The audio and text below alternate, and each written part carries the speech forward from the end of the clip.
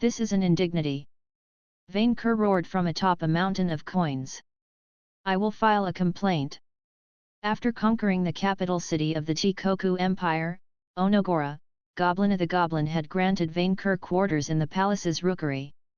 Once used to welcome giant birds, the area was the only place capable of accommodating a dragon. Placed on a high pagoda, the group could oversee the entire city from here. What's the matter? Goblin the Goblin was in an extraordinarily good mood, sipping a glass of red wine alongside Manling Victor. We won. The Chikoku Empire is mine. Yeah, and your majesty even got a crown out of it. The vizier pointed a finger at Vainqueur's new crown of the conqueror, a black circlet surrounded by rubies and metal horns. It was much more intimidating than the previous one, and more powerful, providing +6 to charisma, luck, and skill, alongside immunity to terror. Vainqueur found that part redundant, but complained about something else. Minion, we conquered this entire country in 3 days, and I did not level up. The riches they earned and his monthly stipend soothed his wrath, but not by much. The Zime leveled up. Well, yes, he was very low level, so it made sense he would get a few out of it, Manling Victor replied. While we are both epic level. This conquest was also a large effort, and your majesty and I only helped. Helped? We burnt every fortress between the goblin and this silly Manling capital. Vainqueur had empowered Manling Victor's summoned armies with his perks, such as Pontifex Maximus and Master of Silence, before unleashing air bombardments with the Zime. The Manlings put up a valiant effort, but nothing that could rival a dragon. Your Majesty, not all soldiers in a conflict gain levels because their army won a short-lived war. Although I do ponder what it means when conquering a country becomes banal. Vic, you're, what, 70, the goblin asked. 69. The goblin looked up at the chief of staff with a strange look Vainqueur didn't understand. Don't you dare! With your level, you need legendary feats to level up, the goblin replied. Nothing short of world conquest will do. I already own it by right of Dragon Calamity, but never pushed my claim, Vainqueur said, considering it. Minion, I suggest we start with Pryden and then see if we need to go further, Manling Victor replied hastily, bogged down by tiny administrative details. We should focus on that first and foremost. Vainqueur grumbled, before seeing the wisdom in it. Oh, yes, they are probably worth more in experience and loot, the dragon reminded himself of what truly mattered. His bet with Ice Fang was still on, and he needed to accumulate a bigger hoard as soon as possible. Especially after Untasty Allison's untimely death depleted his assets. Where do we start? The local fairies are called yokai, Manling Victor explained. They're distant cousins of the farmers, like Asian dragons to your majesty. If Odiaz is truly recruiting, she will probably start with them. Asian? What was that? Some kind of food. Most of the surviving fairies make their lair in the mountain, at the island's center. Goblin pointed a finger outside the rookery, Vainqueur peeking. Mount Yagamai. Indeed, he had already noticed an enormous rock, almost as tall as the Alban Mountains, while rampaging through the countryside. Snow covered most of the summit, alongside cherry trees, while a strange, rainbowy-like light surrounded the summit. It reminded Vainqueur of a crown, one made of aurora. The dragon was too good to ask why himself, so he glanced at his vizier. Why does it shine like that? Manling Victor asked Goblina. By now, he could read his master's mind without an exchange of words. Mount Yagamai is the greatest power stone deposit in the world, and houses multiple elemental strains at that.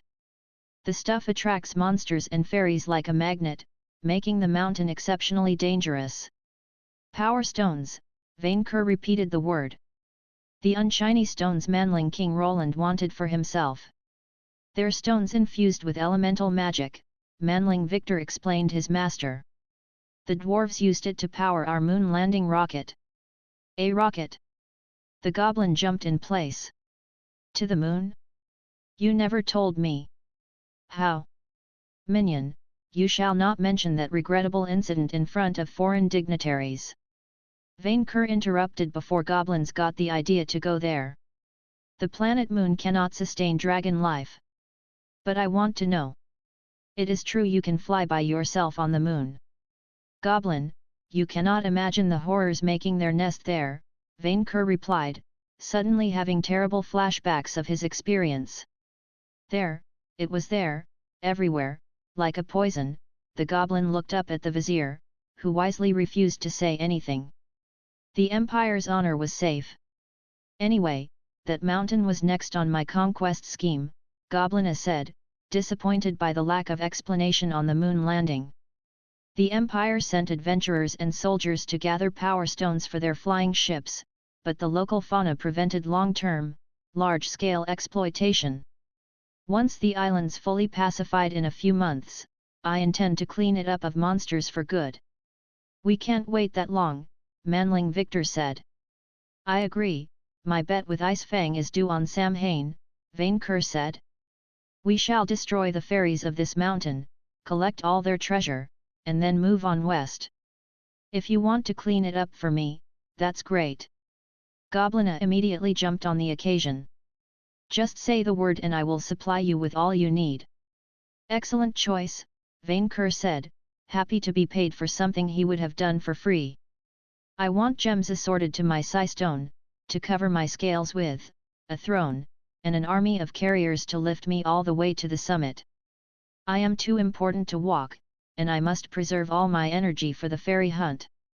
A mountain dungeon crawl should motivate Kia to help, Manling Victor nodded. What about her? Vainqueur asked, annoyed. She did nothing to help with the conquest. She just sat and sulked. I say you ditch her, Vic, Goblina said. Remember our vizier curriculum? Trying to corrupt a paladin fails more often than not. It's not worth the risk. Yes, you should breed with finer stock. Vainqueur nodded fiercely. It is your majesty who tried to set us in the first place, the vizier pointed out, confused. That was before she corrupted my niece. The dragon shuddered. I will admit that she is a powerful minion, but she needs to correct her undragonly behavior.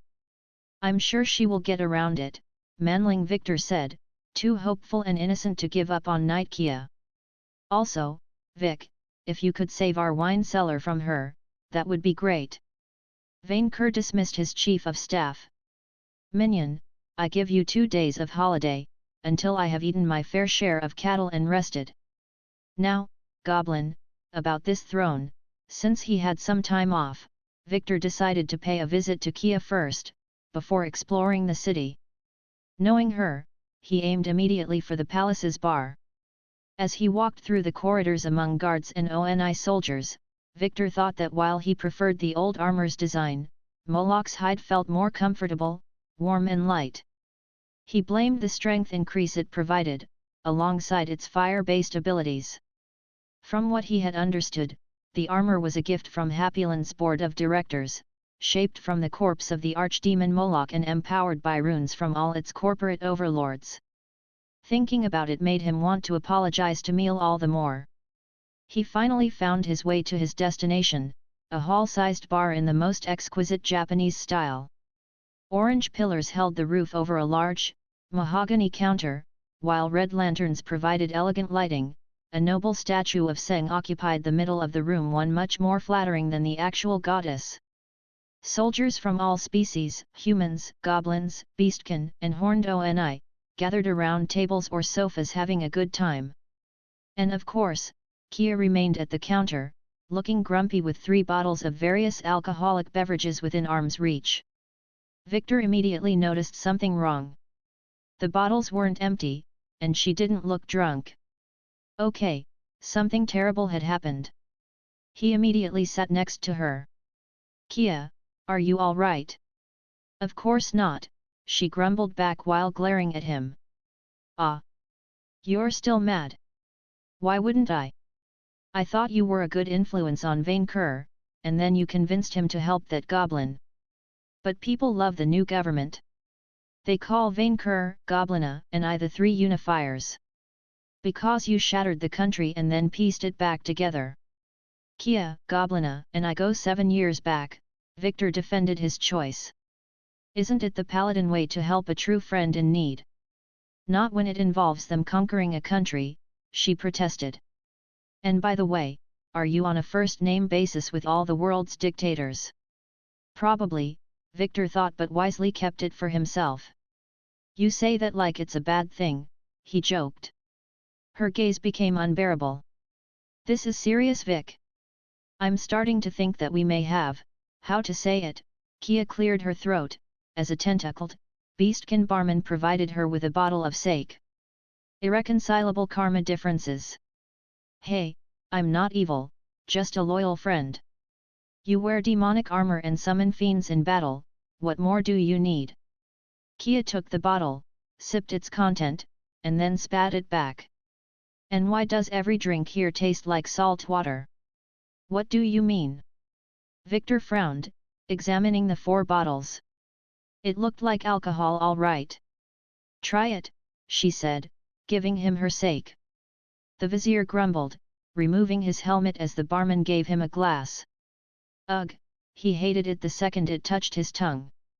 Not his kind of drink. Tastes like sake to me, Victor said after sampling it, Kia immediately handing him a beer bottle. He sipped and found this beverage strangely tasty.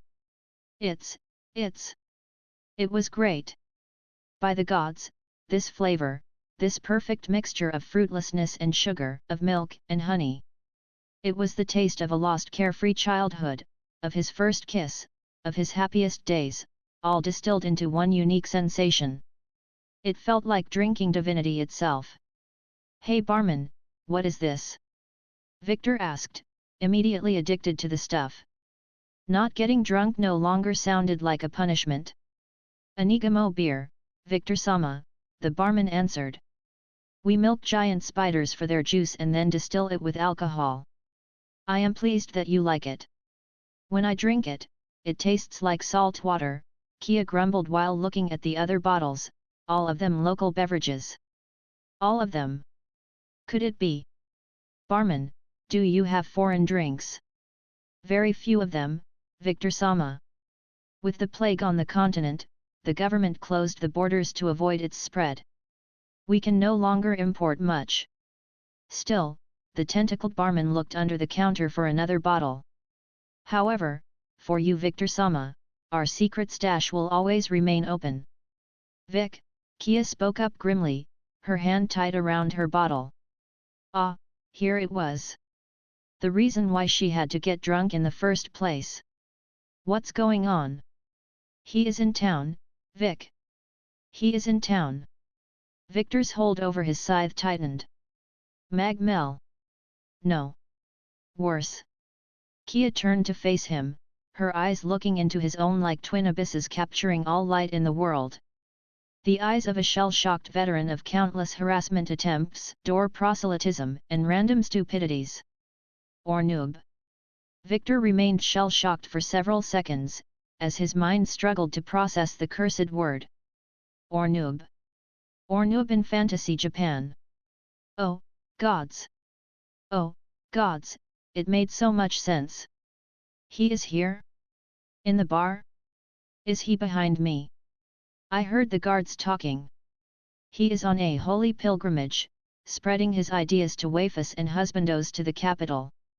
Oh, gods, this may be our only chance to get him. He had lost count of the number of times the esoteric order of Ice Guy harassed him or got on his nerves. It has to stop, Kia. It has to stop.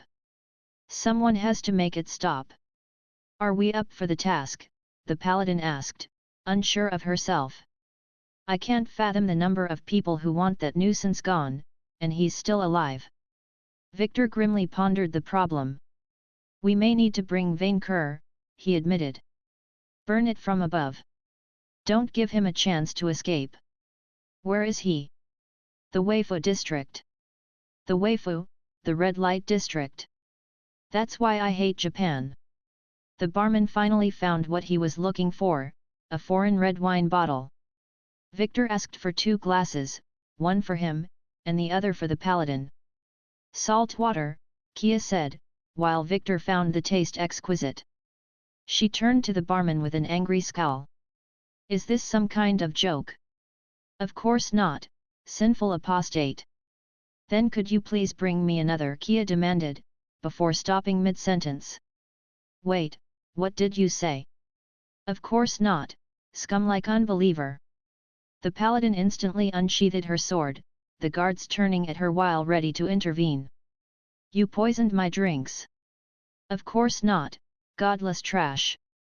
This is divine punishment from the goddess. Intelligence check successful. Oh. Oh. How could he tell Kia without breaking her sanity? Vic, what's going on? The paladin asked, immediately noticing his unease. What's happening? Kia, Victor cleared his throat. Promise me that you will remain calm. Why are you looking at me as if I got cancer? There is no need to be kind to scum like her, Honorable Victor Sama. The vizier found it amazing how that barman could mix respectful politeness and passive aggressiveness in a single sentence. What is happening to me? The paladin asked, losing her cool. What's happening? I demand to know. Victor rehearsed his next words in his mind, trying to find a way to deliver the news softly and painlessly. You remember the mermaid, at the Whiskey Sea? The one pretending to be Sing? Yeah, she wasn't pretending, and she didn't take it well. And then Kia understood. It was astonishing to somehow see her black, tan skin turn white in an instant, her strong eyes betraying an expression of abject terror, as she glanced at the bottles with a look of pure, absolute despair. And then the barman delivered the coup de grace.